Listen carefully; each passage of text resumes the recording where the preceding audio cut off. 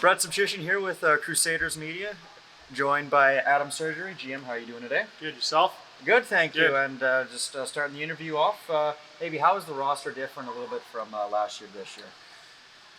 Yeah, well, I mean, we've got a good group of core guys coming back, but I think what's different is like I think when we started the year last year, Brett, we had 2 Division I scholarships on our hockey team.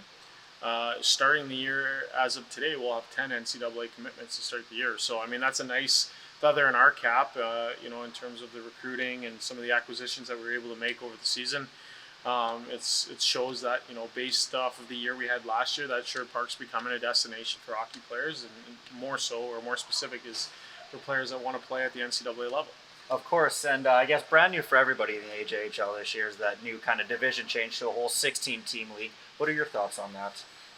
Well, it certainly gives us an advantage with location, right? Like, I think Sherwood Park, again, is so central. Like, from a travel perspective, I think we're right on par with what we've had in years past as far as overnighters. But now, we get to go to Camrose, which is 45 minutes to an hour down the road. We get to go to Blackfalds, which is an hour down the road. Olds, that's 2 hours down the road. So we get access to some of those south teams a little bit more that, are a little closer.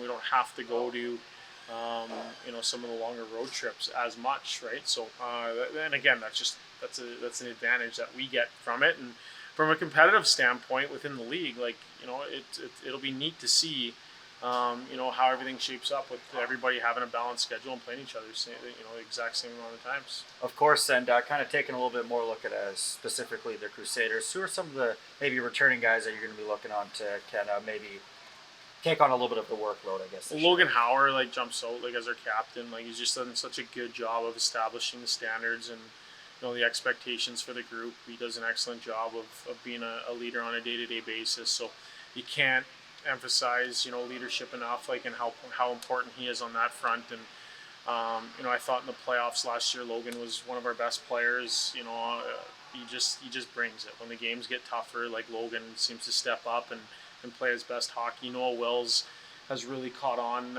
early on here in camp in terms of the detail that the coaching staff is expecting.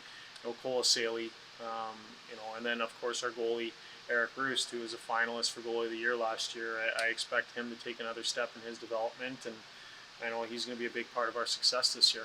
And just kind of one of my last questions here, I just looking at the whole team, is it going to be maybe kind of more of a defensive heavy or offensive heavy type team this year? We want to play offensive hockey. We want to be in the offensive zone. For us, when we talk about things, it starts in the offensive zone. It's not at the expense of defense, right? We've got to work hard. We've got to be responsible within our structure. But we really want to play in the offensive zone as much as possible. If we can dominate offensive zone time, we feel like the bounces are going to go our way more times than none. Of course. Thank you very much, GM Sergerie, and of course Brett Sobchyshyn for Crusaders Media.